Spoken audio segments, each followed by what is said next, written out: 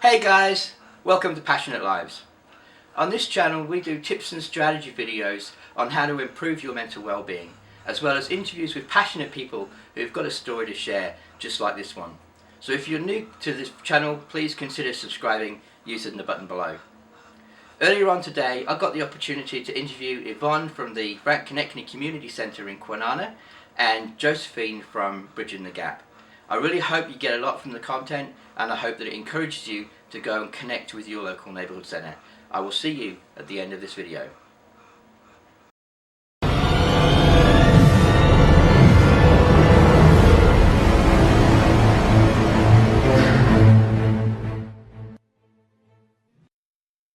My name's Yvonne. I'm the chairperson of the Frank Konechny Community Centre's Management Committee. I first came to the centre about 15 years ago when my youngest child was about 3 years old.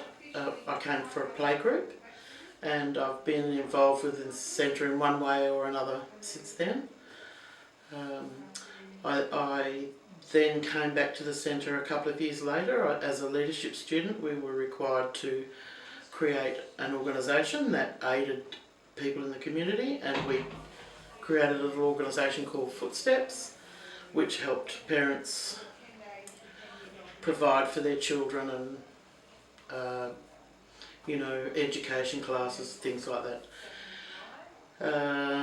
After I'd been here about 6 months doing that, I was approached and asked if I would go onto the committee, and which I did, and I've been the chairperson for about the last 8 or 9 years. I can't tell you exactly how long I've been doing it. So yeah, I guess off and on I've been coming to the centre for about 18 years, 17 years, something like that. So Long time. yes, I'm part of the furniture now. I'm here all the time. I'm also a constant user. I do art classes here, and I belong to the craft group here, and I do many of the workshops and things that we run out of the centre. So what kind of programs do you run? Okay, so our mission statement is for us to be available and welcoming to everybody, to help people have a sense of belonging to the community, and so and regardless of their status or their cultural connections or their financial socio-economic situation does not become an issue.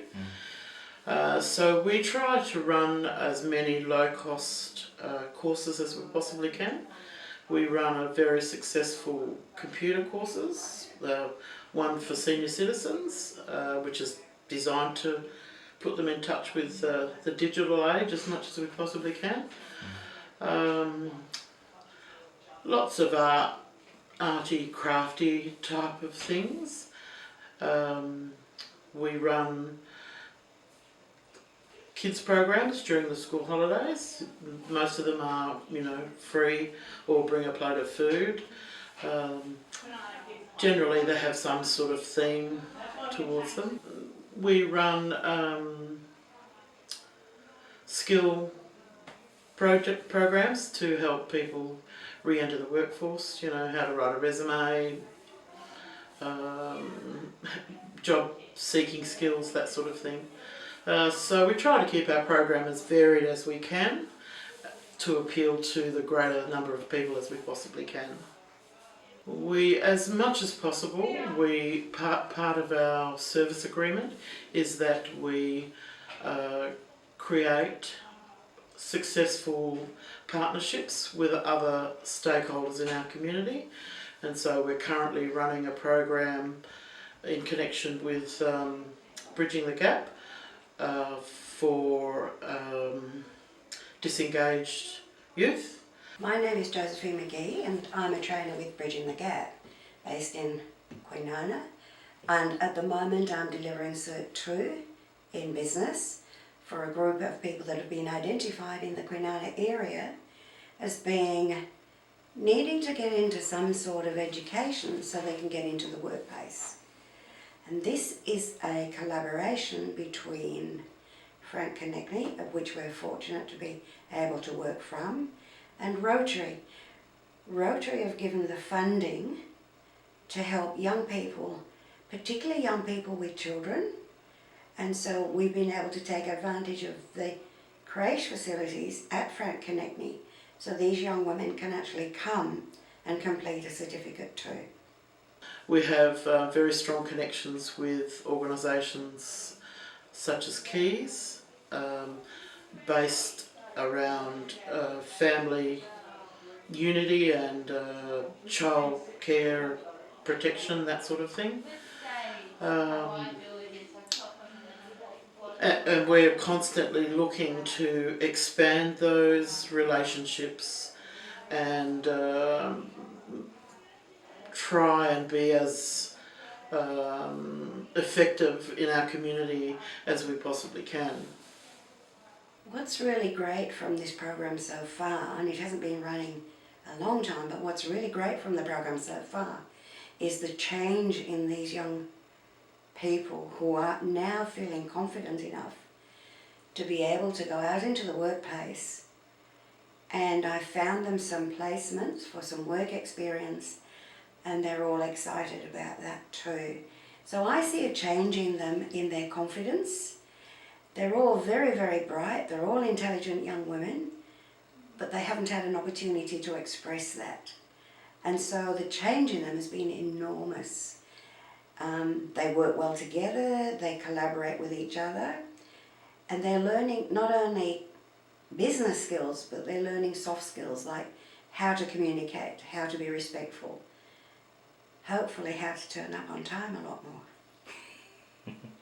But yeah, there's been a change, and I'm sure by the end of the course they will not only have done their work experience, but they will have actually gained employment. That's my goal. It may work out in all cases, it may not. But some of them have got very young children, have got babies, so that could be a little bit of an inhibitor for them to get work, but we're working on that. We believe that the hardest thing for anybody to do is to walk through the door. That's that first step, especially if you're socially isolated or you feel marginalised in any way. So we believe that if you open the door and you walk in, then you need to be made to feel at home and as part of the group, and so that is our most important activity, I believe, is to make people feel as if they're welcome and they're part of the group, even if it is their first day and they are only here just to have a piece of cake and a cup of coffee. We try to be as encouraging as we can be. What I found, and I really got excited when I knew I was coming into the Frank Konechny Centre the first day I came, which was an open day, and I thought, oh my gosh, I'd love to work here. And I found that Erin and Mary and Yvonne, all the management committee, everybody has been so supportive. It's a great environment. They have been more than supportive. They've bent over backwards to actually give us a hand. And this is a great venue because it's convenient for them to catch buses and all of that. But what's more important is the fact that it is such a great environment. We've got the computers, we've got the kitchen facilities, which are great. And then they've got the creche for the little babies and the young children. And it's just a great learning environment. And what also is lovely is the fact that we bonded with the craft people, the craft group. So now they always come in and say good morning, and then we go out and see what craft they're doing, and we just connect with them as well. So it's a whole community thing. It's not us and them, it's all of us. So yeah, and that has been a winner. And today they were doing the 5D painting, as they call it, and all of my group have now got one of their own tapestries that they're going to take, and they're going to work on their own. So it's just been like just a bonus to get all that as well. our craft group, for instance, is mainly older women who have felt socially isolated because they've lost their lifetime partner, or they've had mobility issues or health issues, and so they've become isolated in their homes. We try and encourage them to continue to come to the group, and we try and be as supportive as we possibly can, and the group has kind of morphed into people have formed friendships that have continued on outside of the centre. So we get together for lunches, we go for coffees, we try and help each other out if we detect that somebody's perhaps not doing as well on that particular day. We try and offer support as much as we can. And so that's our purpose, I guess, is to just be there and make people feel as if they're a part of our community. Hey guys, that's all we've got time for today. I really hope the content that we covered in that interview has encouraged you to connect with your local neighbourhood centre. Stats show those people that stay at home and that are withdrawn are more likely to get depression and anxiety and a range of other mental health issues. One of the biggest ways of overcoming depression and anxiety is to connect to your local community centre, collect to your local community and connect to local friends. Not just the fact that you're going out and doing stuff, but you learn new skills, you make new friends and you connect with your neighbourhood. When we do that, we feel so much better and we reduce our levels of anxiety and depression. I hope this video has encouraged you, and I really do encourage you to subscribe to the channel so that you can see the more other videos that we're putting out. You have a great day, and I'll see you in the next video.